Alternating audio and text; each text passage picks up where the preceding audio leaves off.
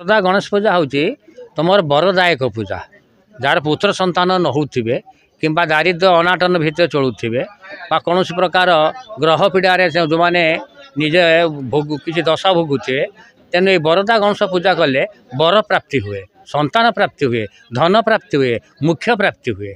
Poor भल व्यवसाय हेबाई मानसिक रखिथिले बापा भल व्यवसाय हेबारु बरदा गणेश को पूजार्चना करि परिवार लोक।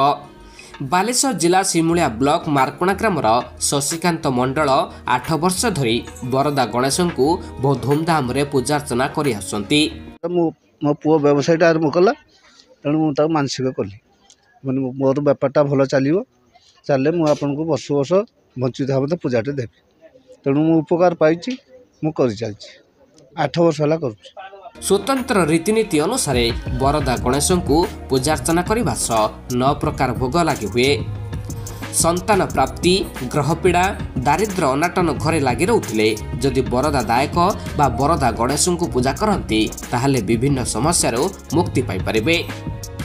रीतिनीति तो बहुत किसी अच्छी जहाँ भी रीतिनीति आम नना बुझिकी से कहवा अनुसार आम पूजा कर यही सब एमती पूजा होता है भोग भी होता है।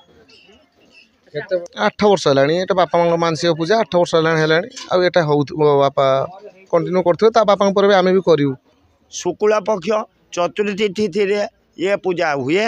ये पूजार ग्रह रिष्ट बाधा विपदापद भयावह अंतरदशा प्रत्यांतर दशा पर्यंत सबू महादशा पर्यंत सबू काट करेंगे।